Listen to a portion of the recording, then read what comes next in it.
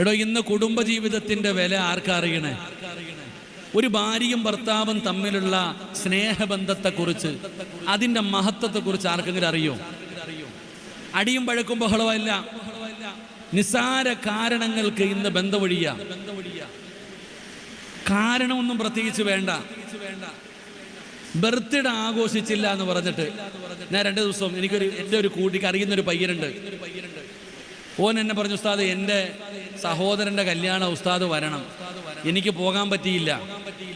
കുറേ നാളുകൾക്ക് ശേഷം ഞാൻ അവനെ കണ്ടപ്പോൾ എന്തെങ്കിലും ഒന്ന് പറയണ്ടേ? ഞാൻ അവൻ്റെ അടുത്തോട്ട് പോയിട്ട് പറഞ്ഞു, എടാ അന്ന് എനിക്ക് കല്യാണത്തിന് വരാൻ പറ്റിയില്ല, ഇത്തിരി തിരക്കായി പോയി. ഉസ്താദെ അവള് പോയെന്ന്. ആ ചെറുപ്പക്കാരൻ പറഞ്ഞു, ഉസ്താദ് വരാഞ്ഞ നന്നായി, അത് പോയി. അപ്പൊ ചോദിച്ചു കാരണം എന്താണെന്ന്. ബർത്ത്ഡേക്ക് ഗിഫ്റ്റ് വാങ്ങിച്ചു കൊടുത്തില്ല, അതുകൊണ്ട് അവള് പോയെന്ന്. അല്ലാഹു ഈമാൻ തരുമാറാകട്ടെ. ബർത്ത്ഡേക്ക് ഗിഫ്റ്റ് കൊടുത്തില്ല എന്ന് പറഞ്ഞു പോയി, അത്രയേ ഉള്ളൂ. കാരണം അതാ, സാരി ഉടുക്കാൻ ഭർത്താവ് സമ്മതിക്കുന്നില്ല എന്ന് പറഞ്ഞിട്ട് ബന്ധമൊഴിഞ്ഞ വാർത്ത പത്രത്തിലുണ്ടായിരുന്നു. അള്ളാഹു കാക്കുമാറാകട്ടെ. ആമീൻ പറ. എടോ, ഇന്ന് വയല് കഴിഞ്ഞു. ഇന്ന് വയല് കഴിഞ്ഞ് നിങ്ങൾ ഇവിടെ നിന്ന് പോകുമ്പോൾ നിങ്ങളുടെ ഭാര്യ വയല് കേൾക്കാൻ വന്നിട്ടുണ്ട്. നിങ്ങൾ ഇവിടെ നിന്ന് ഇറങ്ങി പോകുന്ന സമയം നിങ്ങളുടെ വീടിന്റെ മുമ്പിൽ എത്തുമ്പോൾ ആരുമില്ല, നീയും ഭാര്യയും മാത്രമേ ഉള്ളൂ. ആ സമയത്ത് നീ നിന്റെ ഭാര്യയുടെ കയ്യിലൊന്ന് പിടിച്ചാ മതി. ഈ ബൈക്കിൽ നിന്ന് കെട്ടിപ്പിടിച്ചു പോകുന്ന മലക്കുകളുടെ കഥയല്ല ഞാൻ പറയുന്നത്, അത് വേറെ. വീട്ടിൽ കിടന്ന് കെട്ടിപ്പിടിക്കാൻ വയ്യ, നടു റോഡിൽ കൂടെ ഒന്നിന്റെ തോളിന്റെ മുകളിൽ വെച്ചോണ്ട് പോ, അതല്ല ഞാൻ പറഞ്ഞത്. അതാ ഞാൻ പ്രത്യേകം പറഞ്ഞേ. നിങ്ങൾ നിങ്ങളുടെ വീടിന്റെ അടുക്ക ചെല്ലുമ്പോൾ ആരും കാണാനില്ല.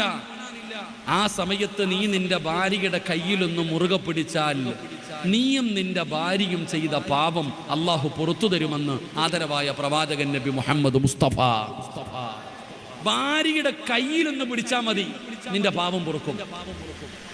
ഒരു ഭാര്യയുടെയും ഭർത്താവിൻ്റെയും പാപം പൊറുക്കാൻ പറ്റുന്ന വഴിയാണ് ഒന്ന് കൈ പിടിച്ചാൽ മതി, അത്രയ്ക്കും പുണ്യം. നിങ്ങളിൽ എത്ര പേരാ ഭാര്യയോട് സംസാരിക്കണം? എത്ര പേരാ ഭാര്യയുടെ മുഖത്ത് നോക്കി ചിരിക്കുന്ന എത്ര ഭർത്താക്കന്മാരുണ്ട്, എത്ര ഭാര്യമാരുണ്ട്? എടാ, അയൽവാസികളുടെ ഭാര്യ റോഡിൽ വെച്ച് കണ്ടു, ആമിന എന്ത് പാടി, സുഖമാണോ, മച്ചാക്ക് എങ്ങനെയുണ്ട്? ഓ എന്തൊരു വർത്തമാനം, സുബ്ഹാനല്ലാഹ്. കണ്ടവന്റെ ഭാര്യയെ കാണുമ്പോൾ അങ്ങോട്ട് ഒലിപ്പിക്കും, എന്തൊക്കെ ചോദിക്കും. അല്ലാഹ് എന്ത് വിശേഷം ചോദ്യര്. സ്വന്തം പെണ്ണുമ്പിള്ളെ കാണുമ്പോൾ കടന്തല് കുത്തിയതുപോലെ ഇരിക്കും. അള്ളാഹു കാക്കുമാറാകട്ടെ. ഞാൻ ഉള്ളതാ പറഞ്ഞ, അള്ളാഹു കാക്കുമാറാകട്ടെ. ഏ പൊന്നാര ചങ്ങാതി, നീ എന്താ ചിരിക്കാത്ത? എന്തേ നിന്റെ ഭാര്യയുടെ മുഖത്ത് നോക്കി ഒന്ന് പുഞ്ചിരിക്കാൻ നിനക്ക് പറ്റുന്നില്ലല്ലോ? എന്തേ പുഞ്ചിരിച്ച? എന്തേ പുഞ്ചിരിച്ച? എന്റെ പൊന്നാര വാപ്പ മരിച്ചു കിടക്കുമ്പോ നിന്റെ മുഖത്തുണ്ടാകും ആ പുഞ്ചിരി. അള്ളാഹു ഭാഗ്യം തരുമാറാകട്ടെ. അത്ര വലിയ പുണ്യം ആ ഭാര്യയുടെ മുഖത്ത് നോക്കി ചിരിക്കാന്ന്. ഭാര്യയുടെ മുഖത്ത് നോക്കി ചിരിക്കാന്ന് പറഞ്ഞാൽ അത്രയും വലിയ പ്രതിഫലം കിട്ടുന്ന, പക്ഷെ ചിരിക്കൂല. പിന്നെ എങ്ങനെ സ്നേഹമുണ്ടാകും?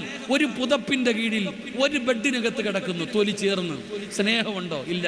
ചതിയും വഞ്ചനയും, ചതിയും വഞ്ചനയും. സ്നേഹമില്ലടോ.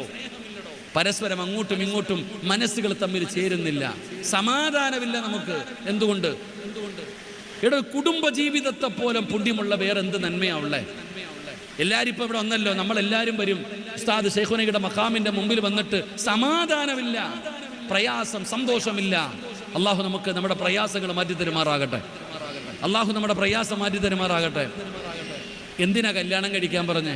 കല്യാണം കഴിച്ച് എന്ത് കിട്ടും? കല്യാണം കഴിച്ച എന്ത് കിട്ടും? അള്ളാഹുവിന്റെ വിശുദ്ധമായ ഖുർആൻ പറയുന്നു, കല്യാണം കഴിച്ച സമാധാനം കിട്ടും. അള്ളാഹു ഈമാൻ തരുമാറാകട്ടെ. അള്ളാഹ് ഈമാൻ തരുമാറാകട്ടെ. കല്യാണം കഴിച്ച എന്ത് കിട്ടും? ഞാൻ കേട്ടില്ല എന്ന് പറയാം. എന്ത് കിട്ടും? ഞാനല്ല, അള്ള പറയാ കല്യാണം കഴിച്ച സമാധാനം കിട്ടുമെന്ന്. കിട്ടിയോ? ഓർമ്മിപ്പിക്കല്ലേ സിറാജ്? അത് എന്നോട് പറയുന്ന എൻ്റെ പൊന്നാര സിറാജ്, അത് ഓർമ്മിപ്പിക്കല്ലേ നമ്മുടെ അവസ്ഥ. ഈ പെണ്ണുങ്ങൾ പറയുന്നത് ഞാൻ സന്തോഷത്തോടെ നടന്നിയതാ, എന്നീ ചങ്ങാടികളുടെ കൂടെ കൂടി അന്നത്തോടെ പോയി. അള്ളാഹു കാക്കുമാറാകട്ടെ. അള്ളാഹ് കാക്കുമാറാകട്ടെ. എന്തുകൊണ്ട്? ഇവിടെ ലോകത്ത് കുടുംബജീവിതത്തോളം സന്തോഷമുള്ള ഒന്നുമില്ല.